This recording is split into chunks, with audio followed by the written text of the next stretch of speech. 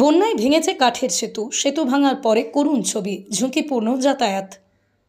চলতি বর্ষার শুরুতেই প্রথম বন্যায় ভেঙে গিয়েছে পারাপারের একমাত্র কাঠের সেতু। এর ফলে স্কুলে আসতে বেশ কয়েক কিলোমিটার ঘুরপথে ঝুঁকিপূর্ণভাবে খরস্রোতা শিলাবতী নদীর উপর দিয়ে অস্থায়ী ড্রাম দিয়ে তৈরি করা ভেলায় আসতে হচ্ছে।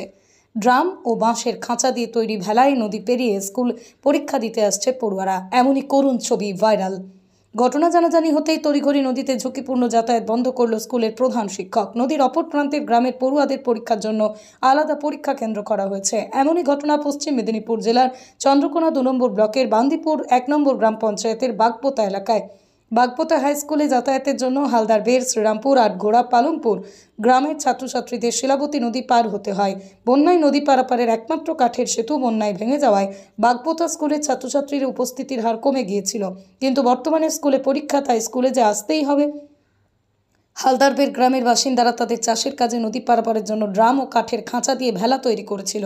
সেই ভেলায় চড়ে হালদারবের গ্রামের পড়ুয়াদের বাগপোতা স্কুলে পরীক্ষা দিতে আসতে দেখা যায়।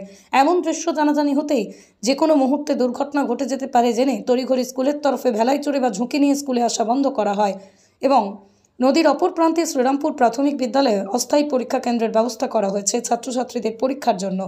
এলাকার মানুষ সকলেই বলছেন দ্রুত ভাঙা সেতুটি মেরামত করা হোক, তা না হলে স্কুলে কমবে ছাত্রছাত্রীর সংখ্যা। যদিও ব্লক প্রশাসন সূত্রে খবর, সেতু মেরামতের ব্যবস্থা নেওয়া হলেও নদীতে জল বেড়ে যাওয়ার কারণে কাজ করা সম্ভব হয়নি। জল কমলেই শুরু হবে সেতু মেরামতের কাজ। এখন দেখার নদী পারাপারের সমস্যার সমাধান কবে হয়। কোথায় গিয়েছিলেন? দরকারে গেলাম বাবা। দোকানে গিয়েছিলেন? কোথায় বাড়ি কোথায়? বাড়ি শ্রীরামপুরে। এইটাই করে যাতায়াত করছেন কেন? ওই দরকার আছে, অসুবিধা হচ্ছে, তাই যেতে হবে যোগ করে। মানে এটা কি আপনারাই বানিয়েছেন? হ্যাঁ, যা আসার জন্য সবারই অসুবিধা। এখানে কি ব্রিজ ছিল না যাতায়াতের ক্ষেত্রে? ওই যে ব্রিজ ভেঙে গেছে ওই ধারে, যার জন্য এই করে যাতায়াত করছেন। এটা তো সমস্যা হয়। হয়তো রিক্সা যেতে হয়। ওখানে পোল ছিল স্কুলটার কাছে, এখন ছেলেরাও অসুবিধা আছে যা আসার, আমাদেরও যা এইটার দিকে কি কোনো ছাত্রছাত্রী পারাপার করে? এইটা দিয়ে করে নিচে ওই দিকে রাস্তা আছে, ওই দিকেও সময় ক্ষেত্রে সামনে হবে চলে যায়। এখন কি করবো, উপায় নেই। কারণ মানে কিছু কিছু এদিকেও যাতায়াত করে ছাত্রছাত্রী।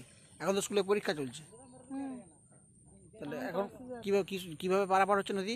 ছেলে মেয়েদের অসুবিধা হচ্ছে, ওই তো ওরকম কষ্ট করে পারাপার। মানে আপনারা কি নিজেরাই যাতায়াত করেন এটাকে নিয়ে? হ্যাঁ হ্যাঁ, অন্য কোনো লোক নেই যাতায়াত করতে? যার যখন প্রয়োজন পড়েছে নিজেই তারা নিজেরাই চালায়। আপনারা যেভাবে যাতায়াত করছেন ভয় লাগছে না আপনাদের? ভয় লাগছে না? লাগছে তো, রিক্সা যেতে হচ্ছে। মানে আপনি এটাকে টেনে নিয়ে যাবেন একাই? হ্যাঁ। আপনার নাম? বন্দনা দাস। কি বলবেন? বাগপোতা ব্রিজটা গত বন্যাতে পুরোপুরি নষ্ট হয়ে গেছে। সেটা আমরা টেন্ডারও আমরা করে দিয়েছি, খুব তাড়াতাড়ি কাজ শুরু হয়ে যাবে। কিন্তু ঝুঁকি নিয়ে পারাপার একেবারেই গ্রহণযোগ্য নয়, কারণ স্টুডেন্টরা অল্টারনেট রাস্তা রয়েছে, 2 কিলোমিটার 2.5 কিলোমিটার ঘুরে বাগপোতা হাই স্কুলে পৌঁছানো যায়। আমরা প্রশাসনের তরফ থেকে লক্ষ্য নজর আছে, আমরা টেন্ডারও করে দিয়েছি, খুব তাড়াতাড়ি ব্রিজটার কাজ শুরু হয়ে যাবে। আসলে জল তো সবসময় নদীতে বেড়ে রয়েছে, কমছে, আবার বৃষ্টির জন্য জল বেড়ে যাচ্ছে, যার জন্য আমরা কাজটা শুরু করতে পারছি না। আমরা অলরেডি টেন্ডার করে দিয়েছি, ইমিডিয়েট কাজ শুরু হয়ে যাবে, খুব তাড়াতাড়ি কাজ শুরু হয়ে যাবে। নদীর জল একটু কমলেই কাজ শুরু হয়ে যাবে, তাতে করে স্টুডেন্টদের পারাপারের সুবিধা হবে।